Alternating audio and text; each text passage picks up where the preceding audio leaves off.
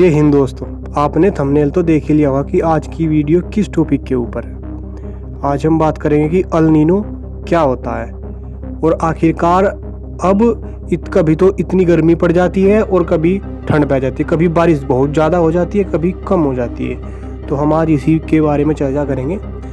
दुनिया में इस साल रिकॉर्ड तोड़ गर्मी पड़ रही है। वहीं कई इलाके ऐसे हैं जहाँ भयानक बारिश हो रही है। यह कोई भी देख सकता है कि साल 2023 का मौसम सामान्य नहीं है। कई लोग इसके लिए जलवायु परिवर्तन को दोष दे रहे हैं, जो कि एक हद तक सही भी है। इंसानों के जीवाश्म ईंधन जलाने से फैली ग्लोबल वार्मिंग इसमें महत्वपूर्ण भूमिका निभाती है। हाल ही में पता चला है कि जून 2023 में मैक्सिको में गर्मी की भयानक लहर के लिए ग्लोबल वार्मिंग ही जिम्मेदार है। लेकिन गर्मी के लिए सिर्फ ग्लोबल वार्मिंग को दोष नहीं दिया जा सकता। मानवीय गतिविधियों जो वायुमंडल में ग्रीन हाउस गैस छोड़ती है, तापमान में धीरे धीरे वृद्धि कर रही है। प्रति दशक औसतन 0.2 डिग्री फ़ारेनहाइट या 0.1 सेल्सियस 3 अतिरिक्त प्राकृतिक कारक भी इस वर्ष वैश्विक तापमान और ईंधन आपदाओं को बढ़ाने में मदद कर रहे हैं। अल नीनो सौर उतार चढ़ाव और पानी के नीचे एक विशाल ज्वालामुखी विस्फोट, दुर्भाग्य से ये कारक इस तरह से मिल रहे कि ग्लोबल वार्मिंग बढ़ रही है। इससे भी बदतर हम कम से कम 2025 तक असामान्य रूप से उच्च तापमान जारी करने रहने की उम्मीद कर सकते हैं, जिनका मतलब है कि निकट भविष्य में मौसम और भी अधिक चरम होगा। अल नीनो एक महत्वपूर्ण घटना है जो हर कुछ वर्षों में घटित होती है, जब उष्णकटिबंधीय प्रशांत क्षेत्र में सतही जल दिशा बदल देता है और गर्म हो जाता है। इससे ऊपर का तापमान गर्म हो जाता है, जो दुनिया में तापमान और मौसम के पैटर्न को प्रभावित करता है। वायुमंडल प्रशांत महासागर से गर्मी उधार लेता है और वैश्विक तापमान थोड़ा बढ़ जाता है। यह 2016 में हुआ था, जब आखिरी मजबूत अल नीनो का समय था। वैश्विक तापमान में औसतन लगभग 0.25 फ़ारेनहाइट या 0.14 सेल्सियस की वृद्धि हुई, जिससे 2016 रिकॉर्ड पर सबसे गर्म वर्ष बन गया। 2019-20 में एक कमज़ोर अल नीनो भी आया, जिसने 2020 को दुनिया का दूसरा सबसे गर्म वर्ष बनाने में योगदान दिया। अल नीनो के विपरीत ला नीनो में सामान्य से अधिक ठंड प्रशांत धाराएं पश्चिमी की ओर बहती है, जो वायुमंडल में गर्मी को अवशोषित करती है, जो दुनिया को ठंडा करती है। दुनिया ला नीनो के लगातार 3 वर्षों से बाहर आ गई, जिसका अर्थ है कि हम और भी अधिक तापमान में उतार चढ़ाव का अनुभव कर रहे हैं। 2023 के मध्य में प्रशांत महासागर की सतह के बढ़ते तापमान के आधार पर जलवायु मॉडलिंग अब 19% संभावना सुझाती है कि पृथ्वी 2016 के बाद से पहले मजबूत अल नीनो की ओर बढ़ रही है। लगातार मानवीय प्रेरित वार्मिंग के साथ पृथ्वी जल्द ही फिर से अपने वार्षिक तापमान रिकॉर्ड तोड़ सकती है। जून 2023 में आधुनिक रिकॉर्ड में सबसे गर्म था। जुलाई में सबसे गर्म दिनों के वैश्विक रिकॉर्ड और बड़ी संख्या में क्षेत्रीय रिकॉर्ड देखे गए हैं, जिसमें ईरान में 152 फ़ारेनहाइट मतलब 67 डिग्री सेल्सियस तक तापमान चला गया, जो समझ के बाहर है। भाई वाह। सूर्य एक स्थिर दर से चमकता हुआ प्रतीत हो सकता है, लेकिन यह प्लाज्मा की उबलती हुई मथती हुई गेंद है, जिसकी विकिरण ऊर्जा कई अलग अलग समय के पैमाने पर बदलती रहती है। सूर्य धीरे धीरे गर्म हो रहा है और आधे अरब वर्षों में पृथ्वी के महासागर उबल जाएंगे। हालांकि मानव समय के पैमाने पर सूर्य का ऊर्जा उत्पादन 11 साल के चक्र में दोहराते हुए केवल थोड़ा सा बदलता है। 1000 में लगभग 1 भाग।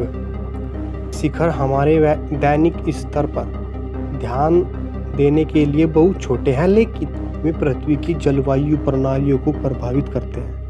हमारे सूर्य के भीतर तीव्र संवहन अपनी स्पिन धुरी के साथ संरेखित एक मजबूत चुंबकीय क्षेत्र उत्पन्न करते हैं और एक क्षेत्र को हर 11 साल में पूरी तरह से पलटने और उलटने का कारण बनते हैं। यही उत्सर्जित और विकिरण में 11 वर्षीय चक्र का कारण बनता है।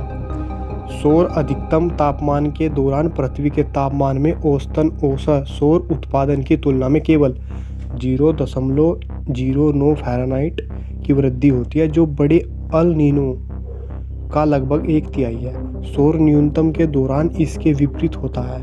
हालांकि परिवर्तनशील और अप्रत्याशित अल नीनो परिवर्तन के विपरीत 11 वर्षीय सौर चक्र तुलनात्मक रूप से नियमित, सुसंगत और पुनर्नुमानित है। पिछला सौर चक्र 2020 में अपने न्यूनतम स्तर पर पहुंच गया, जिससे 2020 के मामूली अल नीनो का प्रभाव कम हो गया। वर्तमान सौर चक्र अपेक्षाकृत कमजोर पिछले चक्र, जो 2014 में था, के चरम को पार कर चुका है और 2025 में चरम पर होगा। तब तक सूर्य का ऊर्जा उत्पादन बढ़ता रहेगा। ज्वालामुखी विस्फोट वैश्विक जलवायु को भी महत्वपूर्ण रूप से प्रभावित कर सकते हैं। वे आमतौर पर वैश्विक तापमान को कम करके ऐसा करते हैं जब सल्फेट एरोसोल का विस्फोट होता है और सूरज की रोशनी एक हिस्से को अवरुद्ध कर देता है, लेकिन हमेशा नहीं।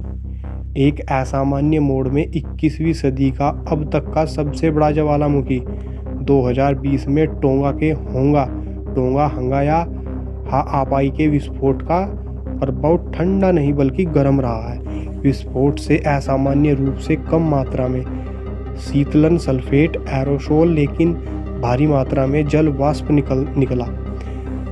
पिघला हुआ मैग्मा पानी के भीतर फट गया, जिससे समुद्र के पानी की एक बड़ी मात्रा वाष्पीकृत हो गई, जो गीजर की तरह वायुमंडल में ऊपर उठी। एक अनुमान के अनुसार जल वाष्प एक शक्तिशाली ग्रीन हाउस गैस है और विस्फोट से पृथ्वी की सतह लगभग 0.01 फ़ारेनहाइट तक गर्म हो सकती है। कूलिंग सल्फेट एरोसोल के विपरीत, जो वास्तव में सल्फ्यूरिक एसिड की छोटी बूंदें होती हैं, जो 1 से 2 साल के भीतर वायुमंडल से बाहर गिर जाती है। जल वाष्प एक गैस है जो कई वर्षों तक वायुमंडल में रह सकती है। टोंगा ज्वालामुखी का वार्मिंग प्रभाव कम से कम 5 वर्षों तक बने रहने की उम्मीद है। यह सब ग्लोबल वार्मिंग के शीर्ष पर आता है। मनुष्यों ने वायुमंडल में बड़ी मात्रा में ग्रीन हाउस गैस छोड़कर 1900 के बाद से वैश्विक औसतन तापमान 2 फ़ारेनहाइट यानी कि 1.1 सेल्सियस बढ़ा दिया गया है।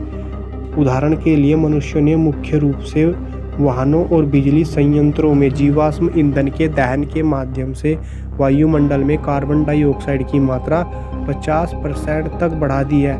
ग्रीन हाउस गैस से होने वाली गर्मी वास्तव में 2 फ़ारेनहाइट से अधिक है, लेकिन इसे वायु प्रदूषण जैसे शीतलन प्रभाव वाले अन्य मानवीय कारकों द्वारा छिपा दिया गया है। यदि मानव प्रभाव की एकमात्र कारक होता है जो प्रत्येक क्रमिक वर्ष अब तक के सबसे गर्म वर्ष के रूप में एक नया रिकॉर्ड स्थापित करता है, लेकिन ऐसा नहीं होता। बड़े पैमाने पर अल नीनो प्रभाव के कारण पिछली बार वर्ष 2016 अब तक का सबसे गर्म वर्ष। जय हिंद। आपको ये वीडियो कैसी लगी प्लीज़ कमेंट करके बताना, और भाई सपोर्ट करो और कमेंट भी कर दो कि ताकि मैं जो गलती हो मेरी वीडियो में उसको मैं सही कर सकूं।